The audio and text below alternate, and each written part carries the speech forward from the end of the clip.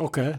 Since you were a guy who came up in, as you said, Quake, like you weren't the Doom era, you were in Quake. When they had Quake 2, which was, funny enough, it sounds, when you talk about these games, like these were like decades, like Quake 2 was only a couple of years because Quake 3 was right afterwards, that's how quickly Hmm. games came out. When Quake 2 came out, how did that compare for you to Quake? Like, was it one of those ones where I know some people like didn't like the railgun or whatever? Did you like it as much as a game? Did you take to it as well as you did to Quake?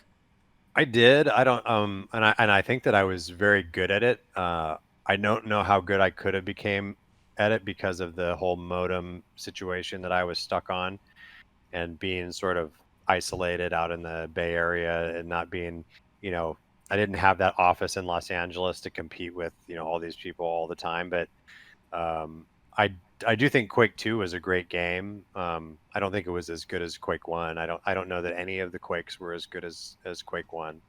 Although I do love all of them for different reasons. I think the introduction of the railgun, for better or worse, was one of the most interesting elements of Sure.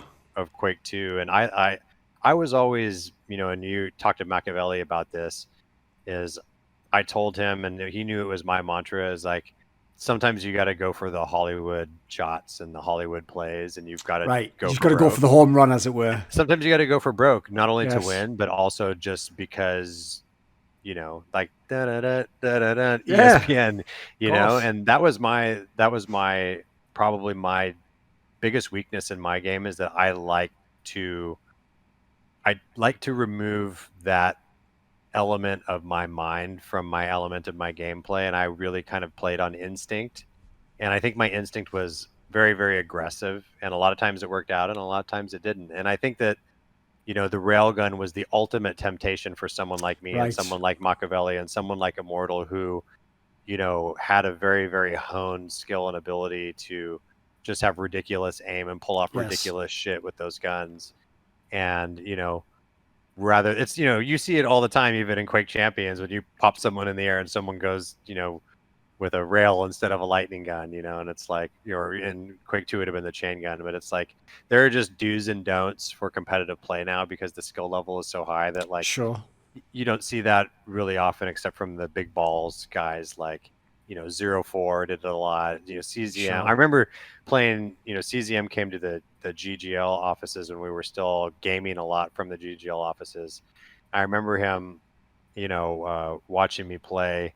We were playing, like, LAN scrimmages with, like, some of the best players and most historical figures in Quake. Right. And I remember CZM sort of pulling me aside, and he goes, and I was a entrepreneur and a co-founder of a startup at this point, so my gaming skills and days were shifting away from that. But he looked at me and he goes, you can win tournaments with that rail.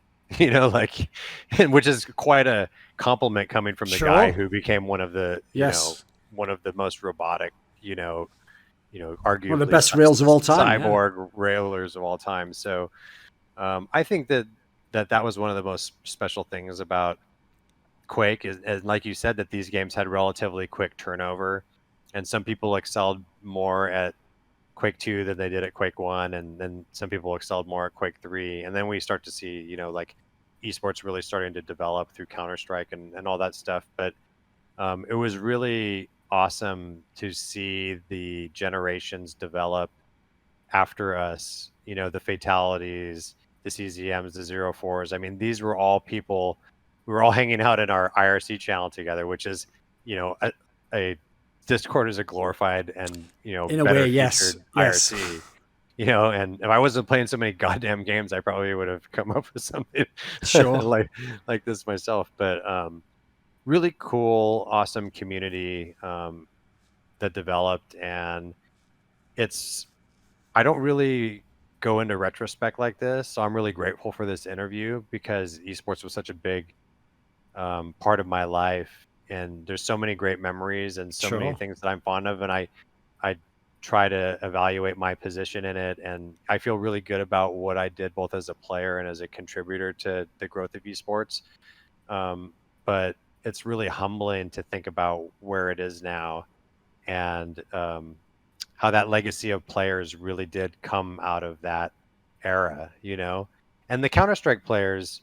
And that was one of the things that I thought was really like important about what we did with GGL is that we tried to say that there are way more talented players than just the 1 or 2 stars, but here are the 1 or 2 stars that you should be speaking to Sure. about this and that have the best media training. But let's put the StarCraft players alongside the UT players and the Quake players and the Counter-Strike players, although that was a little bit harder of a community for us to get access to, because like it was kind of embargoed by the CPL and Right. embargoed by Sure. organizations like GotFrag. And but there were some really good people that were involved that helped us, incorporate that in. And I think that was really great to see talented players across different games and even across different genres be appreciated for the different skills that were important in those games. And it all came down to concentration and practice and commitment. And then some people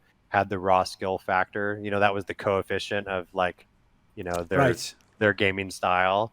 But yeah, no, that was really great to see those people start to coexist. I'm just really cool. It's really cool, and I'm really happy to see how gaming evolved and came out, and how the communities came together and had mutual respect across games. And obviously, we played across games with each other. But yeah, it's really nice to reminisce on this stuff.